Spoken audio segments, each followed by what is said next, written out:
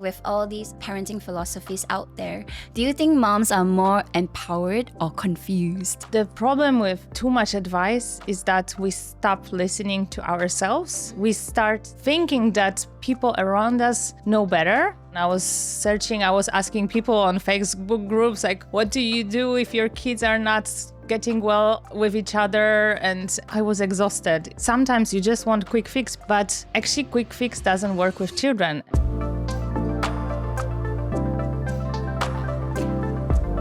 Welcome back to another episode of In Mother Words. Today, we're talking about something that all mothers can relate to: drowning in too much information.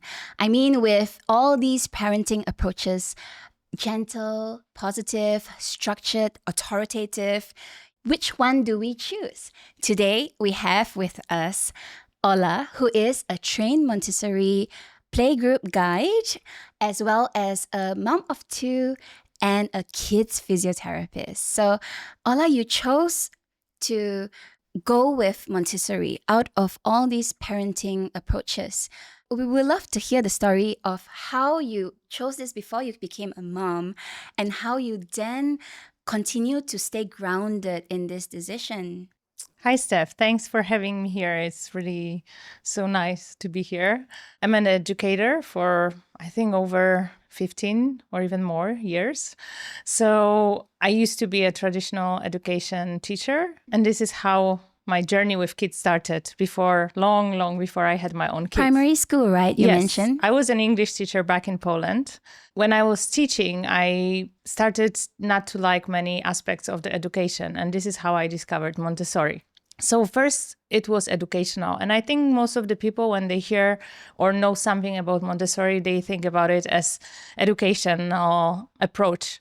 But it's so much more than that. So once I decided to shift myself from traditional education to Montessori, I started to learn more and more about it. And it was still before I had kids. So I really had time to set up my mind about how I want to raise my children and then go with it. What was it about the traditional school that really irked you the most? The most actually was that kids were losing their interest to learn very quickly. They would come to school at 6 years old, very excited to start, to learn. And they were so happy, like pure, children love to learn in general, but from nature. But then after a few months, they would say, oh, school is prison. I hate school. School is boring. Yeah. And it was so sad to witness because they were 6 years old. So it's universal. It's happening in Poland too. Because it's happening for me. Yeah, unfortunately, today. Yes. And then when I started learning about Montessori, all the answers they had, they actually answered all my problems, and then I started witnessing children in Montessori setup in the kindergarten, at school, and they didn't lose this love for learning. And they really have so much passion inside of themselves, the way they get the information. So you saw the spark in them for learning. Yeah.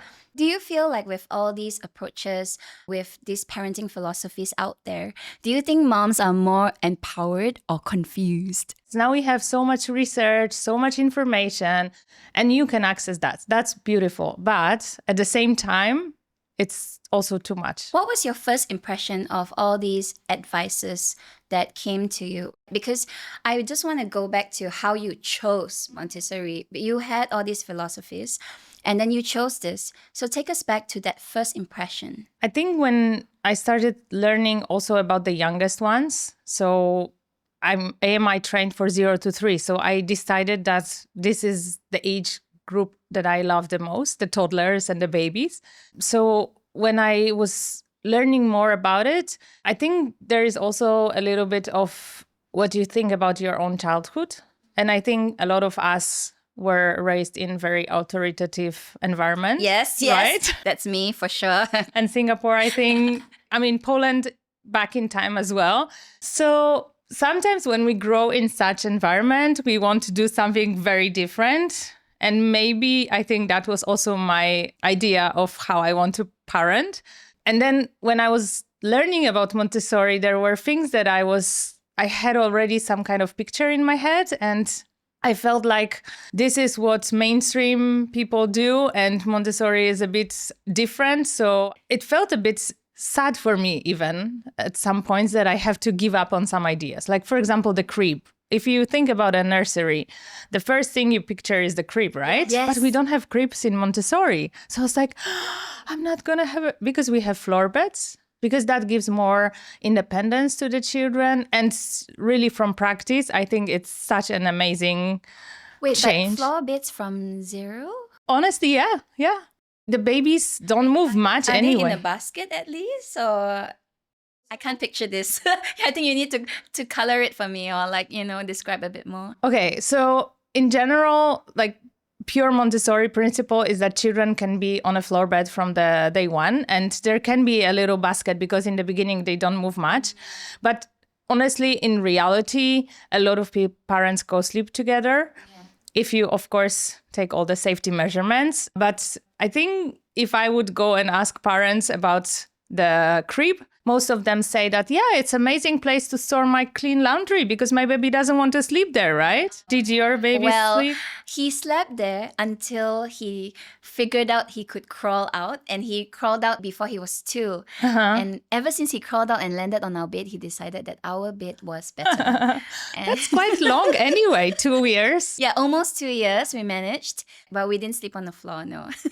Yeah, so for me, it's a really safe and very convenient idea, because also when you put your baby to sleep through the crib, you have to bend down, you have to like hold your child through the bars and all of that. And with just a mattress on the floor, it's safe. If they roll out, nothing happens because it's a very tiny mattress. So did you try the crib a little bit No, before? I never had it. So in the beginning, that was a bit sad to lose this thought of the nursery, but then I decided, okay, I'm doing Montessori, I will try. I also co-slept with my children in the beginning as well. And I mean, they can come to our bed anytime they want. So of course they do, right? How's that going for you? Still, they still like to do that. So that was a lot of reading and learning. And I did my course throughout when my son was born. I was doing the course when he was a baby from 4 months old. So I could really go to the lecture and then go home and practice with him. And it was really, really amazing because I would see the instant results, like how I set up my house, what kind of activities I give him, how I approach him. I run Montessori playgroups for babies from 3 months old to 3 years old, where children can explore this nurturing and well-prepared environment, and parents also learn about Montessori principles to support their children's natural development and independence. Beyond the classroom, I work with parents one-on-one consultations where I help them navigate through challenges of the early childhood, or maybe they want to deepen the knowledge of Montessori, how to set up their home, or what activities, toys, books to choose for their children. And I guide them through that. My mission is to empower parents in their parenting and give children the best possible start of the first years of their life. I'm sure there were challenges, and there were times that it was difficult or overwhelming, and maybe you could share a little bit of that. Like, how do you, when you went through these challenges, did you find that yes, I was going to stay with this because this is the way that I'm going to go? Or did you waver a little bit, like, and feel like, oh, am I making the right choice? I think everyone doubts themselves at some point. The inner struggle, right? Yes. And the problem with too much advice is that we stop listening to ourselves. We start thinking that people around us know better. So what feels right for me and my family, maybe it's not really the right choice because someone else told me do it differently, In the hospital, for example, I would receive a lot of advice, like, we will take your baby to another room so you can rest. And I'm like, no, you're not taking my baby anywhere. He was in my womb for 9 months and he knows me, my heartbeat, and he's the safest near me. I'm not having him in another room. I can sleep when he's sleeping and rest at that time, right? Well, I have always looked at you, I mean, from my perspective, and seen you with your children, I'll be like, oh, those kids are raised well. Like, those kids Thank are you. so well behaved. I would come to you for advice. But it's very interesting to hear that you have your self-doubts as well, because it's true. Even someone who is Montessori trained can have self-doubts and question this. And, it's more interesting to hear about how you choose this consciously every day in your day-to-day life. Thank you for the kind words. And I also hear often that I'm very calm with my kids, but it's not always true. So what you are saying, that no one's perfect, right? And no one has all the answers all the time, and everyone doubts themselves. So for me, the biggest struggle that I had throughout my parenting was when my daughter was born. My son really loves her from the beginning, but he also struggled a lot with the change that happened in the house. So the change was that he didn't have our attention as much as he wanted to. There was so much happening around, more chaos, more noise, more things happening. And he struggled with that for a year. So a year, really the toughest year of my life. Yes, adjustment period for everyone. Yes. And I think for me as well, as a parent, because knowing all the Montessori philosophy and knowing what's best for the children's development, I couldn't really give them 100% of me anymore, because I had to split into two and their needs were very different. And that was when I really struggled, and I really started doubting myself, together with my husband, who's really wonderful. He's totally on the same page with Montessori. So we never really had any parenting disagreements, but we both started to think that maybe what we do doesn't really work. Maybe. Did you go looking for something else? Of course, I was reading a lot of books and I was searching. I was asking people on Facebook groups, like, what do you do if your kids are not getting well with each other, and when does it stop? Because I was exhausted. It sounds overwhelming. Yes, it was really tough. And at some point we were so desperate that we were like, maybe this, Montessori, gentle parenting, because gentle parenting and Montessori have a lot in common. Maybe that doesn't really work. Maybe we need to be more authoritative, and maybe we just tell him, this is not how you behave. And we tried maybe once or twice to be more strict with him, like the way we talk to him, of course. That was the only change, but we wanted to show him that no, and maybe scare him a little bit. But after this happened, we didn't feel right. Like we didn't feel this is the way we want to go. And really, like maybe once or twice we had more rough conversation with him. And we decided, okay, we just follow our instinct. We follow what we know about child psychology, about children's development, and what we believe.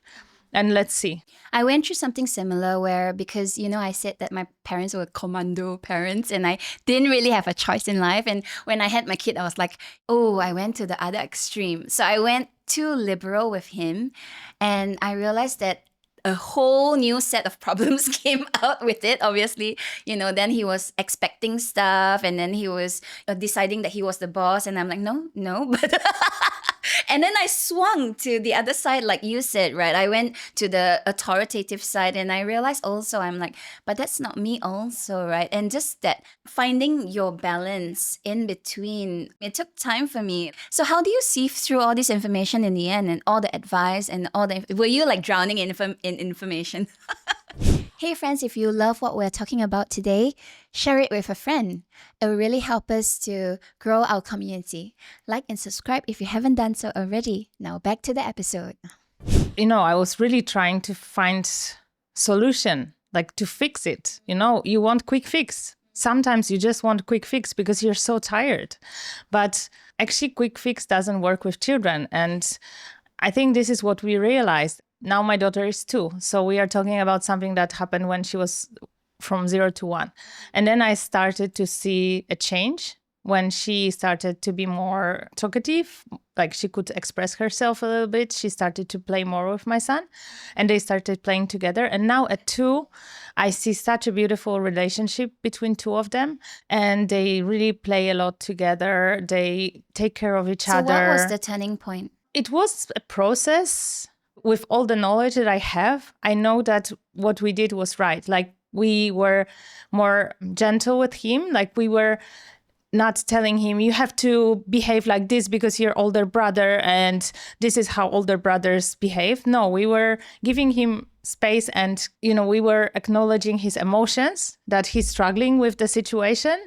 And we never forced him to love his sister. We never forced him to be a good brother. And now this is what we see, because he wants to be like hug her. He wants to be gentle to her. And she does the same to him because it comes from them and not from outside pressure. So, was it that he was the only child and then now there's someone else? So that was the main struggle. I think so. I think that he lost this attention and maybe just his personality. That's why it's so important. And I love to work with individual families, because there is no two families that are the same, no two children that are the same.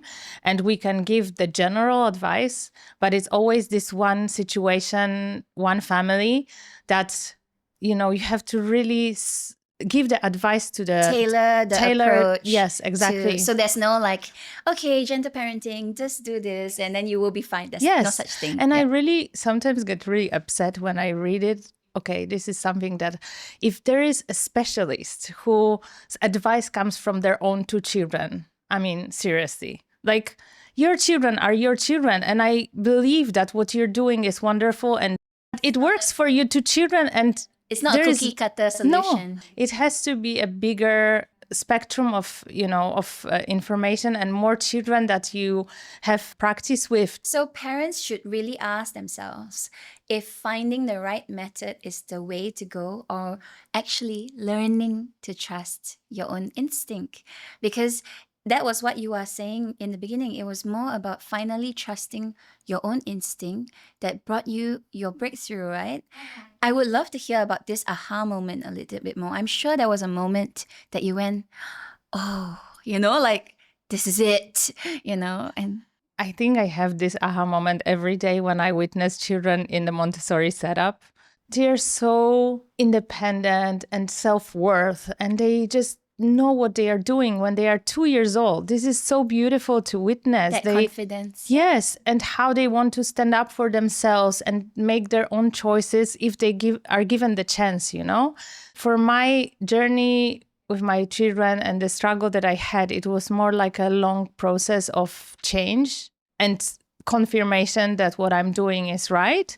But I also have a lot of experience with children from my playgroups, from the school. Is this up to 6, right? Yes. Your playgroup? Yes. No, playgroup is up to 3. Oh, okay. So my age range children that I work with is from 0 to 3. Yes. And then I see them being empowered and feeling self-worth and, doing things by themselves because they can.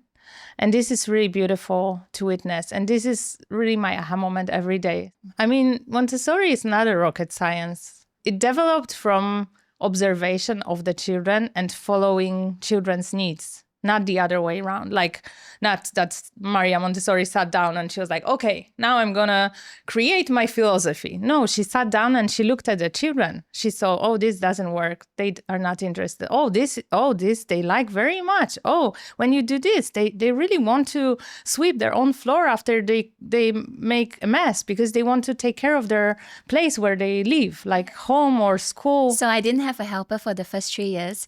And I was always on my knees, like cleaning up. And my son, he loves to clean. Right. I feel like he's this monkey see, monkey do. Exactly. Yeah. But the thing is, he's making more of a mess.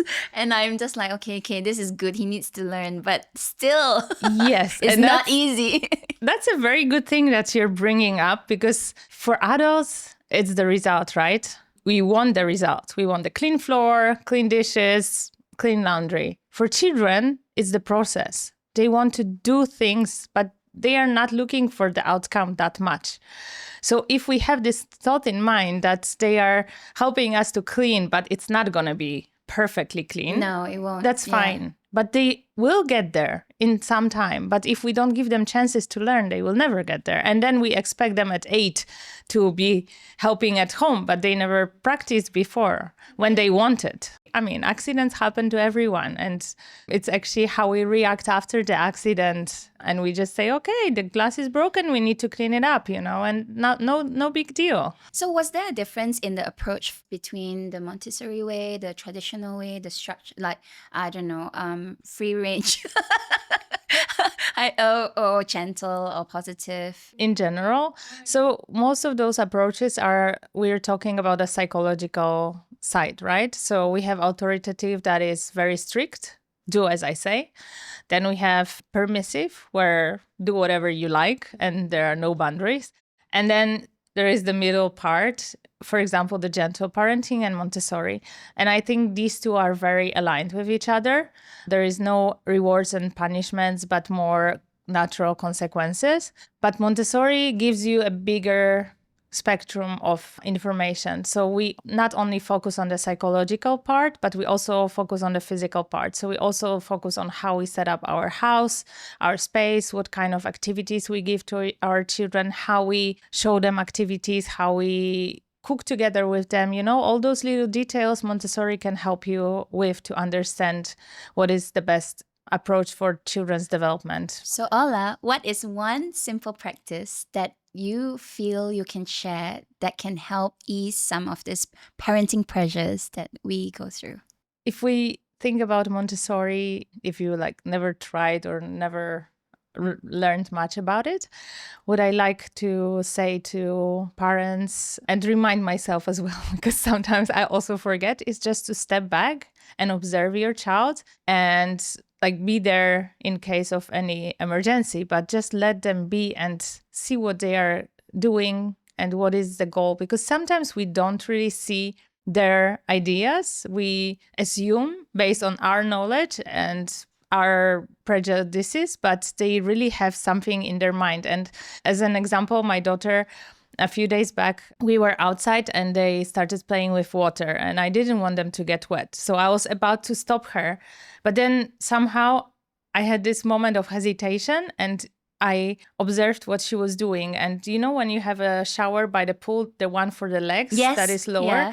So she was pressing with 2 hands. So it was really hard for her. So all the muscles were really working for her to press this water. The water starts flowing and there is a little bucket underneath that she plays because she wants to fill it up with water.